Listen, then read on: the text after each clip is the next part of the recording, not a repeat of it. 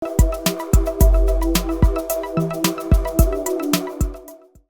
kalau kita melihat kan sebetulnya sengketa tanah Sriwedari ini kan sudah lama ya, sekitar 48 tahun, hampir 50 tahun atau setengah abad lah begitu. Saya pada waktu itu juga, pada waktu Pak Jokowi jadi wali kota, kebetulan saya mendampingi beberapa hal yang kaitannya dengan Sriwedari ini, dengan bagian hukum kota Surakarta. Saya kerap diundang untuk berdiskusi dengan Pak Jokowi di rumah dinas di Jalan Slamet Riyadi untuk mendiskusikan langkah-langkah itu. Itu tahun 2007-2008 lah kira-kira.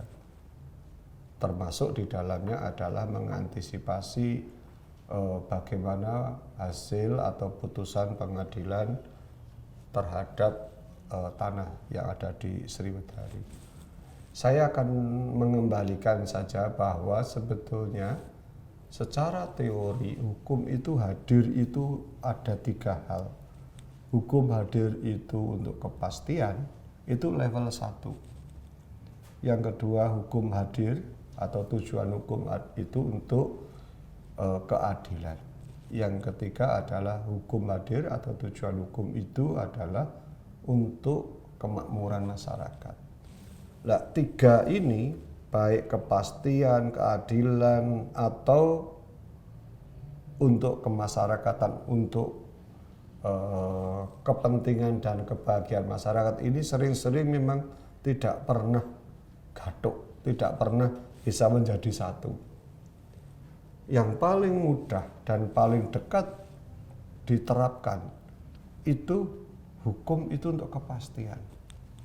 Jadi kalau sekarang ini banyak orang putusannya piye kan begitu. Putusan pengadilan seperti apa?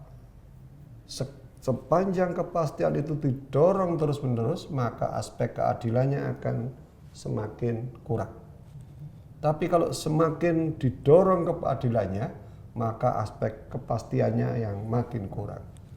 Nah, tugas hakim itulah seperti itu. Bagaimana kemudian hakim bisa menghadirkan nilai-nilai kepastian dan value atau nilai-nilai keadilan.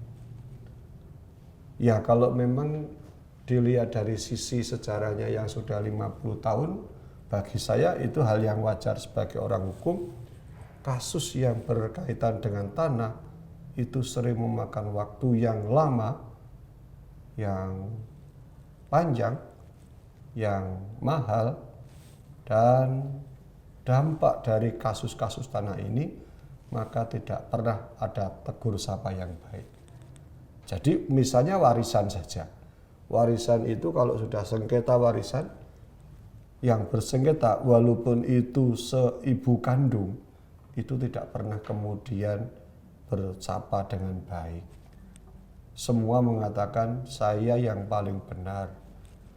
Tapi kalau kemudian mereka bersengketa di pengadilan, sejatinya sebetulnya dia memulai sebuah perang besar. Perang besar itu apa yang dinamakan menjauhkan dari perdamaian itu sendiri. Khusus di Sriwedari tentu bagi saya ya menjadi hal yang seperti kisah yang makin panjang. Karena apa? Karena Sriwedari sekarang sudah mulai beralih fungsi begitu.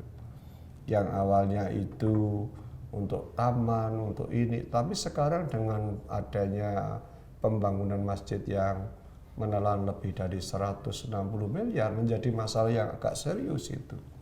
Dan hukum kalau mencari kepastian saja nanti akan yang dicari siapa yang menang di pengadilan.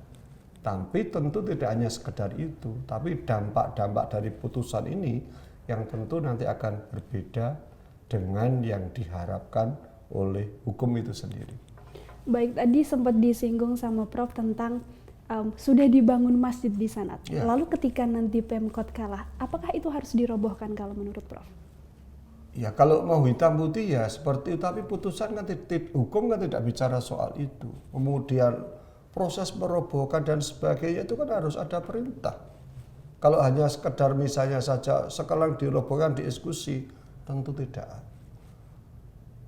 Cash flow sosial sangat tinggi untuk itu.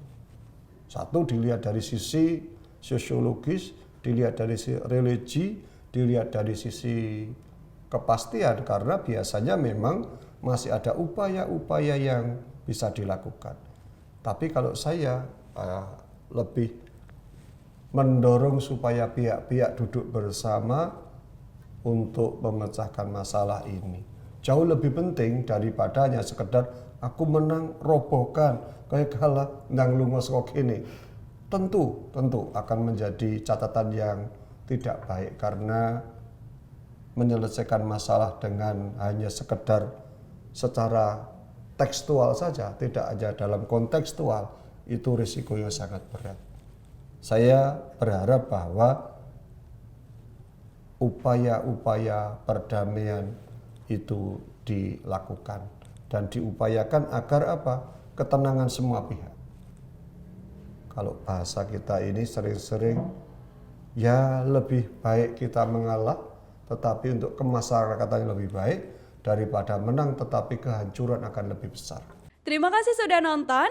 Jangan lupa like, subscribe, dan share ya.